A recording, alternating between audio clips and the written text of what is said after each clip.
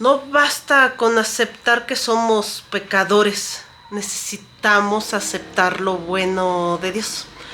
Hay una situación muy curiosa y predomina en toda la escritura, y es que a lo largo de ella vemos historias de personas que incluso teniendo a Dios de frente o muy cerca no le reconocían. Hacían lo que querían y en ese momento vemos visiblemente que se alejaban. En el libro de Isaías, por ejemplo, Dios exclama: este pueblo de labios me reconoce, pero su corazón está muy lejos. En este momento el pueblo judío tenía todas las tradiciones y formas de adoración a Dios, pero lo hacían justamente porque debían de hacerlo. No entendían el significado detrás de todo esto. Ahora bien, si nos fuéramos a la Nueva Escritura, vemos a escribas y fariseos que eran defensores de la ley, simplemente atacando a Jesús, teniendo a Dios de frente. Y a veces cometemos un error muy grave. Pensamos que si nosotros estuviéramos ahí, la cosa sería muy diferente y podríamos ser capaces de reconocer a Dios. Y no solo eso, de reconocer lo que Dios quiere hacer en nosotros. Pero ahora yo te pregunto, ¿lo haces hoy en día? No basta con saber que eres pecador, que eres malo, que incluso Dios te puede transformar. Necesitas estar suficientemente cansado de quién eres para aceptar lo que Dios tiene para ti.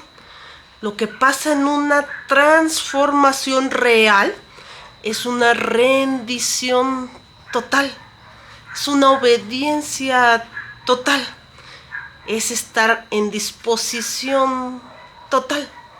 Ahora bien, ¿qué pasaría, por ejemplo, si tú, sabiendo que Dios quiere implementar una idea en ti, no la siguieras? ¿Qué no es el error que cometemos todas las personas cuando, por ejemplo, sabemos que alguien nos caiga mal, y no irnos tan lejos como usar la palabra odiar está mal, lo seguimos haciendo? Y si Dios quisiera implementar el perdón en tu corazón, ¿estarías dispuesto a aceptarlo? ¿O seguirías pensando que no es así? O tal vez esa actitud que tú tienes, ese vicio, esa situación que justificas tanto y que algo te dice que está mal, pero no lo quieres dejar, al fin Dios perdona. O esa parte en la que dices que Dios es una persona inteligente, perfecta, un ser santo, sabio, pero la forma en la que tú actúas es mejor que la que Él dice. Entonces, si no tenemos disposición de escuchar, de nada sirve que aceptemos todo lo que Dios es y no aceptemos lo que Dios nos da. En ese momento tenemos que entender que no sirve con aceptar ni siquiera nuestra naturaleza pecaminosa. No sirve en aceptar que tenemos un problema, que somos malos. Tenemos que estar en completa disposición de escuchar a Dios y no escucharnos a nosotros. Tal vez, imagínate, que Dios empieza a poner en tu corazón que perdones a esa persona que te hizo daño. Y tú dices, no, porque Dios me hizo daño, merece mi odio, merece mi enojo de por vida. Aunque el odio y el enojo no tienen una razón de ser. Si dañara a alguien, uno diría, bueno, tal vez ese odio pues le hizo algo, que cayera un rayo, que se tropezara. Pero ni siquiera es así. El odio y esos sentimientos son tan inexplicables que ni siquiera tienen una razón de ser y afecta a quien lo porta. Y habla justamente quien lo tiene dentro de sí mismo. Y no lo aceptamos porque la otra persona es la mala, la que necesitaría cambiar porque tú estás bien. Y si Dios pone en ese momento que lo perdones, ¿estarías dispuesto a escuchar a Dios? ¿A rendirte a Él, a aceptar su amor? Ese es el punto álgido de toda esta situación. No puede haber una verdadera transformación si no estás dispuesto a escuchar a Dios y lo que Dios quiere cambiar de ti.